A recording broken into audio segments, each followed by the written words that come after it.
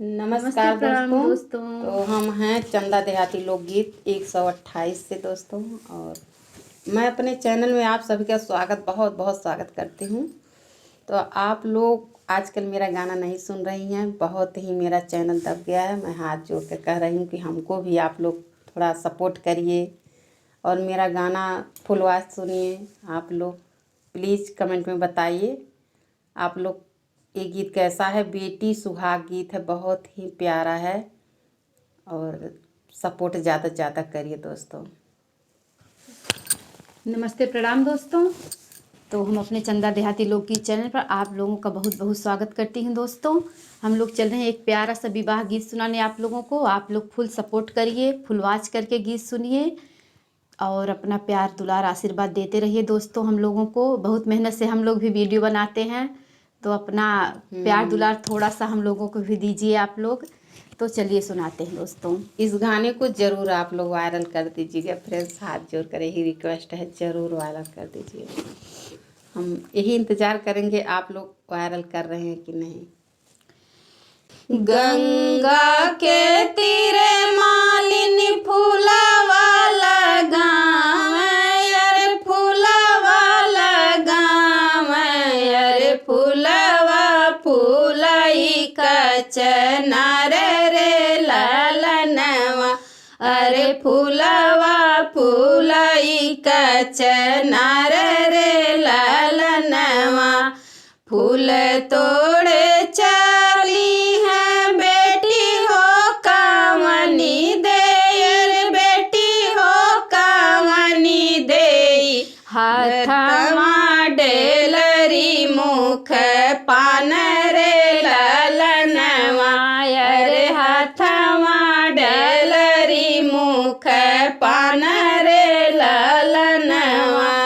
फूलवा ही तोड़ी बेटी भरली डलरिया, अरे भरली डलरिया, अरे घोड़वा चढ़ल आवे दुल्हे रे ललनवा, अरे घोड़वा चढ़ल आवे दुल्हे रे ललनवा। के कर हयु तुम्ही बारी दुलारी, अरे बारी दुलारी, अरे फूलवा तोड़े लुका चनार रे ललनवा, अरे फूलवा तोड़े लुका चनार रे ललनवा। काशी नगरिया में शिव के मंदिरवा, अरे शिव के मंदिरवा, अरे शिव के पूजन हम जाब रे ललनवा, अरे शिव के पूजन हम जाब रे ललनवा।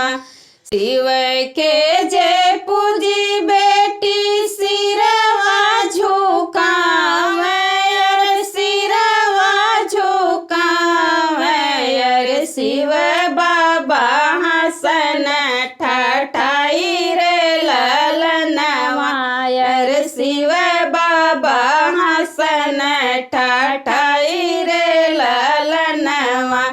जमन जमन तू ही मार मांगो मोरी बेटी, अरे मांगो मोरी बेटी, अरे उह बर हम तुम्हें देब रे ललनवा, अरे उह बर हम तुम्हें देब रे ललनवा।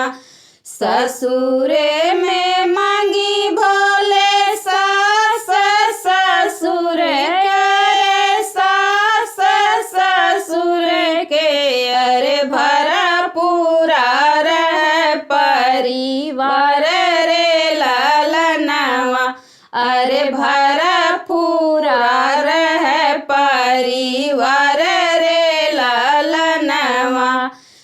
नैहरे में मांगी भोले माई औरो बाबा, अरे माई औरो बाबा,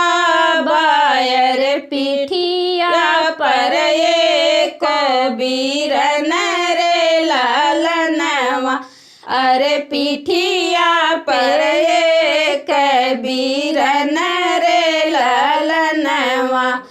मंगिया में मांगी शिव जी भरी मांगे से नूराय रे, भरी मांगे से नूराय रे। गोदिया लोग एक लाल रे ललनवा, रे गोदिया में खेल एक लाल रे ललनवा।